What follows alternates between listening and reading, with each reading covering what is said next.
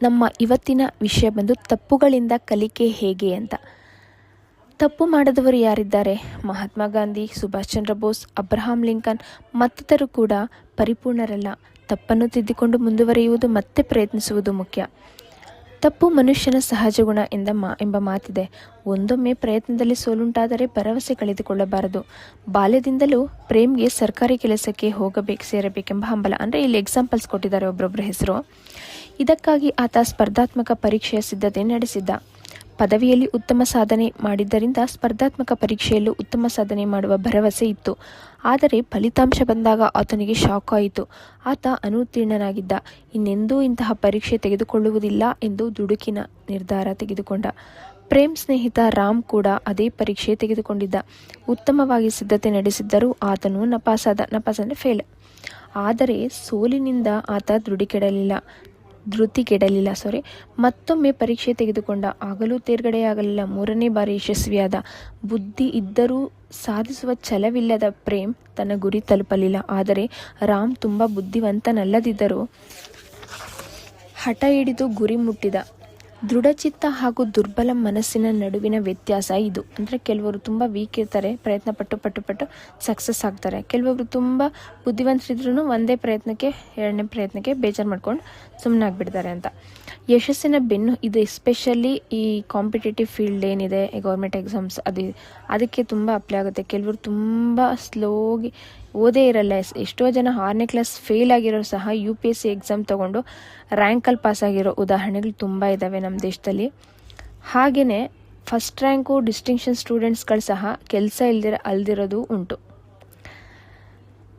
ಇದಕ್ಕೆ ನೋಡೋಣ ಏನು ಹೇಳ್ತಾರೆ ಆ ಥರ. ಯಶಸ್ಸಿನ ಬೆನ್ನು ಹತ್ತಿದವರು ಸೋಲಿಗೆ ಭಯಪಡಬಾರದು. ತತ್ಕ್ಷಣ ಯಶಸ್ಸು ಕನಸಿನಲ್ಲಿ ಮಾತ್ರ ಸಾಧ್ಯ. ಕೀಟ್ಸ್ ಕವನಗಳು ಹೇಳ್ತಾರೆ, ರೊಮ್ಯಾಂಟಿಕ್ ಕಾವ್ಯದ ಶೃಂಗ ಎನ್ನಲಾಗುತ್ತದೆ. ಕಾವ್ಯ ಕನ್ನಿಕೆ ಇದನ್ನು ಕೀಟ್ಸ್ಗೆ ತಟ್ಟೆ ಎಟ್ಟಲು ಕೊಡಲಿಲ್ಲ. ಶ್ರೇಷ್ಠತೆ ಎಂಬುದು ತಪ್ಪು ಒಪ್ಪು ತಿದ್ದು ಮೂಲಕ ಬರುತ್ತದೆ. ತಪ್ಪುಗಳು ಪಾಠ ಕಲಿಸುತ್ತವೆ. ತಪ್ಪು ಒಪ್ಪಿಕೊಂಡು ಸರಿಪಡಿಸಲು ಅಗತ್ಯವಿರುವುದನ್ನು ಮಾಡಬೇಕು. ಜೊತೆಗೆ ತಪ್ಪು ಪುನರಾವರ್ತನೆ ಆಗದಂತೆ ನೋಡಿಕೊಳ್ಳಬೇಕು. ಇಂತಹ ಮನಸ್ಥಿತಿಯಿಂದ ಯಶಸ್ಸಿಗೆ ಅಗತ್ಯವಾದ ವಿವೇಚನಾ ಶಕ್ತಿ ಬೆಳೆಯುತ್ತದೆ. ಮುರ್ಸೆಲ್ ಅಂತಹ ಒಂದು ಆಥರ್ ಹೇಳ್ತಾರೆ, ನೀವು ಎಷ್ಟು ಬಾರಿ ಪ್ರಯತ್ನಿಸಿದಿರಿ ಎಂಬುದು ಮುಖ್ಯ ಸಂಗತಿಯಲ್ಲ, ಬದಲಿಗೆ ಎಷ್ಟು ಬುದ್ಧಿ ಬಳಸಿ ಯತ್ನಿಸಿದಿರಿ ಹಾಗೂ ತಪ್ಪುಗಳಿಂದ ನೀವು ಕಲಿತಿದ್ದೇನು ಎಂಬುದು ಮುಖ್ಯ. ಯಾವುದೇ ಕ್ಷೇತ್ರವಿರಲಿ, ನಿರಂತರ ಪ್ರಯತ್ನದಿಂದಷ್ಟೇ ಯಶಸ್ಸು ಸಾಧ್ಯ. ಜಗದೀಶ್ ಚಂದ್ರ ಬೋಸ್ ಮತ್ತು CV ರಾಮನ್ಗೆ ಮೊದಲ ಯತ್ನದಲ್ಲೇ ಯಶಸ್ಸು ಸಿಗಲಿಲ್ಲ.